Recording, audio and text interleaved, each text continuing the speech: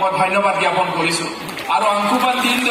সে জেগা से मोटो आरे किसी लोग आपको लोग পর্যালোক থলি पे ये पर अरे मोलाये मंगाबला इतिमध्ये গলো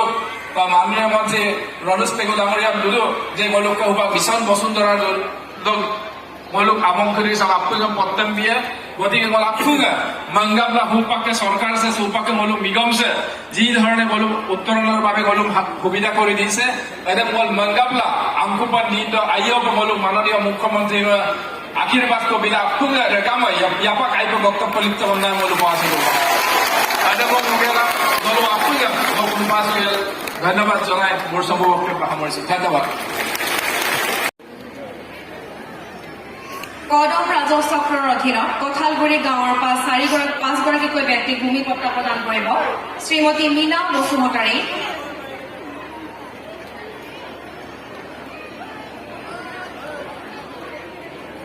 মীনা বসুমতাৰীৰ পাছতে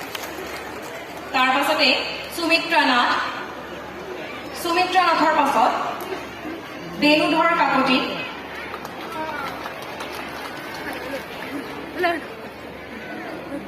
এই অনুষ্ঠানতে ভূমি পট্টা প্ৰদান কৰিছে ধন্যবাদ থাকিল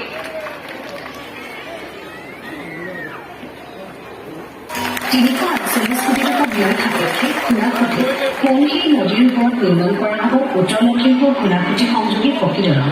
এই দলংখনে যোগাযোগৰ উপৰিও ঘুণাসুতিৰ ভিতৰুৱা অঞ্চলসমূহত অৰ্থনৈতিক ক্ষেত্ৰত আমূল পৰিৱৰ্তন আনিব অসমৰ মাননীয় মুখ্যমন্ত্ৰী ডক্টৰ হিমন্ত বিশ্ব শৰ্মা ডাঙৰীয়াই আজি এই প্ৰকল্পৰ শিলান্যাস কৰে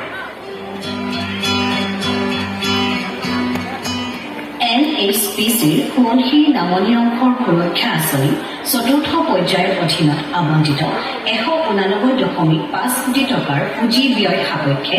কলিয়নী নাহৰণ হেকেৰাজান কাকতি টুপকে আদি কৰি সোৱণশিৰিৰ নদী কাষৰীয়া মুঠ 12টা স্থানত বিশেষ সুৰক্ষা ব্যৱস্থা গঢ়ি তোলা হ'ব অসমৰ মাননীয় মুখ্যমন্ত্ৰী ডক্টৰ হিমন্ত বিশ্ব শৰ্মা ডাঙৰীয়াই আজি এই প্ৰকল্পৰ শিলান্যাস কৰে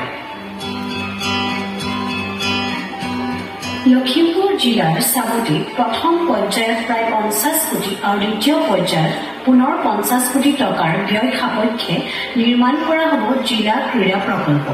দ্বিতীয় পৰ্যায়ত